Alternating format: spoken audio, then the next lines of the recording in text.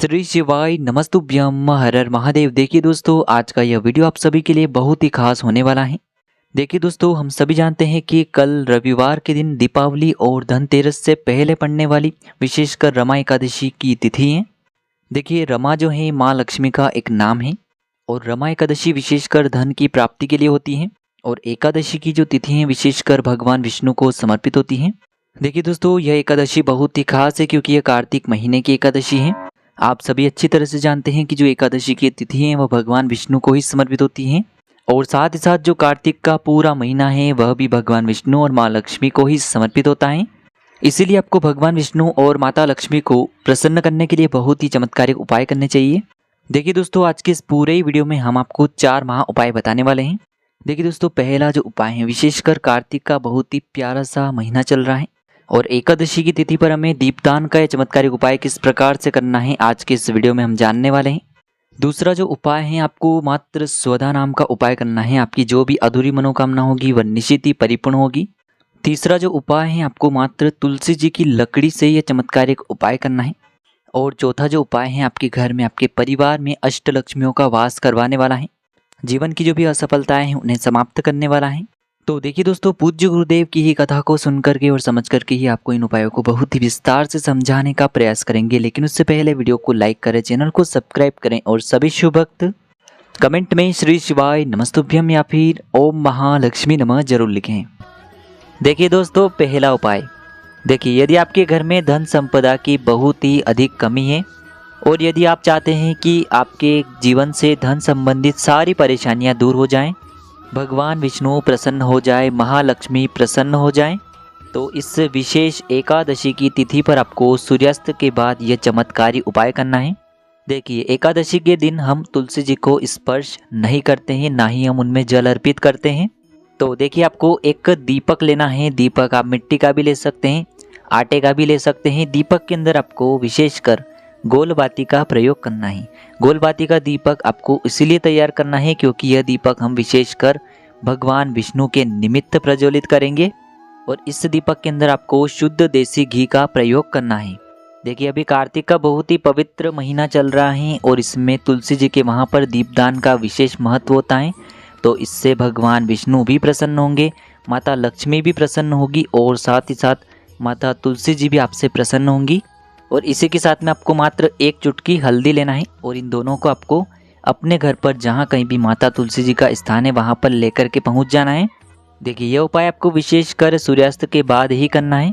देखिए, सबसे पहले तो आपके पास जो 1 चुटकी हल्दी है उसे आपको इस दीपक में डाल देना है और इस दीपक को आपको तुलसी जी के वहाँ पर प्रज्वलित कर देना है। जब भी आप इस दीपक को प्रज्वलित करेंगे तब आपको ओम नमो भगवते वासुदेवाय इस मंत्र का 11 बार जाप करना है और ये दीपक आपको प्रज्वलित करना है। और आपके जीवन में जो भी धन से जुड़ी समस्या हैं, जो भी परेशानी आपके जीवन में चल रही हैं, उन्हें दूर करने के लिए आपको भगवान विष्णु से और माता लक्ष्मी से प्रार्थना कर लेनी है। देखिए, यदि आप गमले के अंदर दीपक रख रहे हैं तो आपको ध्यान रखना है कि तुलसी जी को किसी भी प्रकार की हानि न पहुँचे। इस प्रकार से आपको ये दीपक प्रज्वलित करना है। अब दोस्तों, हम जान लेते हैं दूसरे विशेष और चमत्कारी उपाय के बारे में। देखिए, यदि आपके जीवन में दुख, तकलीफ और कष्ट खत्म होने का नाम ही नहीं ले रहे हैं, कोई न कोई समस्या जीवन में हमेशा बनी रहती है, यानी कि घर में सुख शांति और समृद्धि बिल्कुल भी नहीं है, और यदि आपकी कोई भी ऐसी मनोकामना है जो परिपूर्ण नहीं हो पा रही है, तो आपको ये चमत्कारी उपाय कर लेना है। देखिए, इस उपाय के लिए आपको मात्र 1 लोटा शुद्ध जल लेना है तांबे के पात्र के अंदर अपने घर से। इसी के साथ में आपको एक दीपक लेना है। दीपक के अंदर आपको गोल बाती का प्रयोग करना होगा और इस दीपक के अंदर आपको शुद्ध देसी घी का प्रयोग करना है। अब दोस्तों, इन दोनों सामग्री को सीधे लेकर के आपको पहुंच जाना है भगवान शिव के मंदिर में।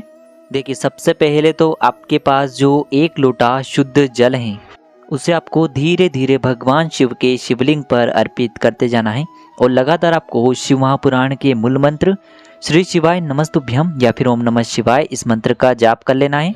अब दोस्तों, जल समर्पित करने के बाद शिवलिंग के सामने जो नंदी महाराज होते हैं उनके पीछे आपको आना है और वहाँ से आपको शिवलिंग को देखते हुए 3 बार एक शब्द का स्मरण करना है। स्वधा स्वधा स्वधा इस नाम का आपको 3 बार स्मरण करना है। नंदी जी के वहाँ से शिवलिंग को देखते हुए और स्वधा नाम का 3 बार स्मरण करने के बाद आपको आपकी जो भी मनोकामना है उसे महादेव से बोल देना है। अब दोस्तों जैसे ही आप मंदिर से बाहर निकलेंगे तो भगवान शिव के मंदिर की जो चौखट होती हैं उसके उल्टे तरफ, यानी कि आप जब भी बाहर निकलेंगे तो आपके उल्टे तरफ आप जो एक गोलबाती का दीपक लेकर के आए हैं उसे भी आपको वहाँ पर प्रज्वलित कर देना है।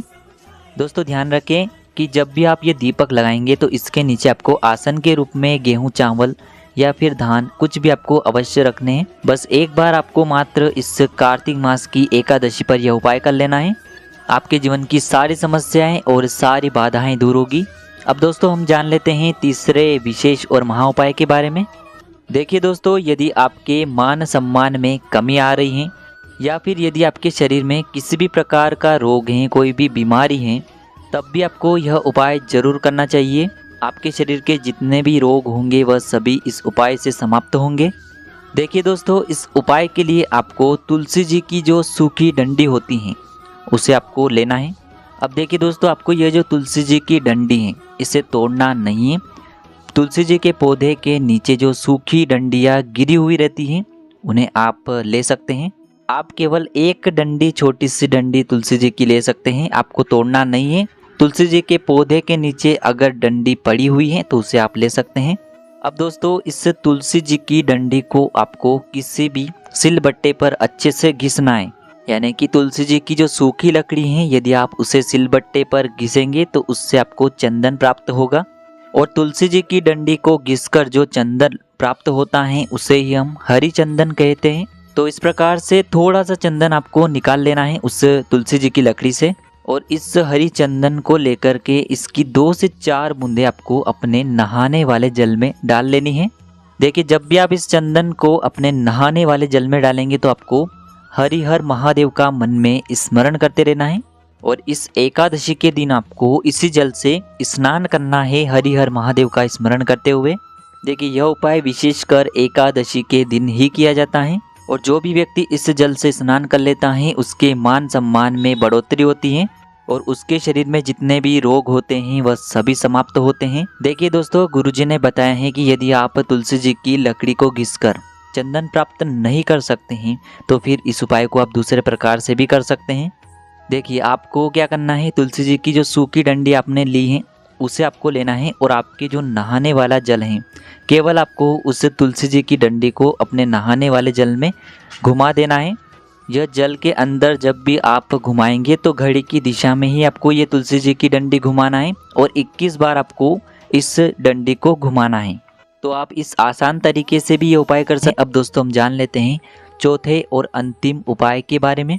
देखिए, इस उपाय के माध्यम से आपके जीवन में जो भी धन से जुड़ी समस्याएं हैं वह सभी दूर होगी। यदि आपको किसी भी कार्य में सफलता प्राप्त करनी है तो उन कार्यों में आपको सफलता मिलेगी। देखिए, जिन बच्चों की नौकरी नहीं लग पा रही है विशेषकर उन्हें भी यह उपाय करना चाहिए, और जिनका भी व्यापार अच्छे से नहीं चल पा रहा है उन्हें भी यह उपाय करना चाहिए। देखिए, इस उपाय के लिए आपको एक तांबे के पात्र के अंदर अपने घर से शुद्ध जल लेना है। इसी के साथ में आपको मात्र थोड़ा सा शहद लेना है। शहद आपको मात्र आधा चम्मच या फिर उससे भी कम लेना है। इसी के साथ में आपको एक प्यारी सी और सुंदर सी बेलपत्र लेनी है। बेलपत्र कहीं से भी कटी फटी और खंडित नहीं होनी चाहिए। यदि आपको बेलपत्र नहीं मिल पाती हैं तो भगवान शिव के शिवलिंग पर चढ़ी हुई बेलपत्र को आप पुनः शुद्ध जल से धोकर के उसका उपयोग कर सकते हैं। और इसी के साथ में आपको मात्र 1 चावल यानी कि अक्षत का दाना लेना है। अब दोस्तों, इन सभी सामग्रियों को लेकर के आपको पहुंच जाना है भगवान शिव के मंदिर में। यह उपाय आप सुबह भी कर सकते हैं और शाम के समय भी कर सकते हैं। देखिए दोस्तों, सबसे पहले तो आपको आपके पास जो एक बेलपत्र है उसकी चिकनी साइड पर जो बीच वाली बड़ी पत्ती होती है उस पर आपको पूरी पर शहद का लेपन कर देना है। अच्छे से शहद का लेपन करना है केवल बीच वाली बड़ी पत्ती पर, और इसी पत्ती के ऊपर जहां आपने शहद लगाया है इसी के ऊपर आपको एक जो चावल का दाना है उसे भी चिपका देना है। देखिए, आपको वीडियो के अंदर अच्छे से बताने का प्रयास किया जा रहा है। इसी प्रकार से आपको शहद के अंदर इस चावल के दाने को चिपका देना है। अब आपकी जो भी इच्छा है उसे आपको बोलते हुए और वे यह जो बेलपत्र है इसे आपको भगवान शिव के शिवलिंग पर अर्पित कर देना है। देखिए, बेलपत्र की चिकनी साइड शिवलिंग से स्पर्श होगी। इसकी डंडी आपको जलाधार की ओर रखनी है। इस प्रकार से आपको बेलपत्र समर्पित कर देनी है। अब दोस्तों, अंत में जो आपके पास एक तांबे के पात्र के अंदर शुद्ध जल है इसे आपको भगवान शिव के शिवलिंग पर धीरे धीरे श्री शिवाय नमस्तुभ्यम इस मंत्र का जाप करते हुए समर्पित कर देना है। तो दोस्तों आपको बस इतना सा उपाय करना है इस कार्तिक मास की पवित्र एकादशी पर। जो भी आपके जीवन में धन से जुड़ी समस्या हैं, आर्थिक समस्या हैं, वह सभी दूर होगी। जीवन में यदि कोई भी सफलता से जुड़ी परेशानियां हैं वह सभी दूर होगी और भाग्य जो है वह आपका साथ देने लगेगा। देखिए दोस्तों बहुत ही बड़ी और विशेष तिथि है, तो आपको यह उपाय करने से चूकना नहीं है।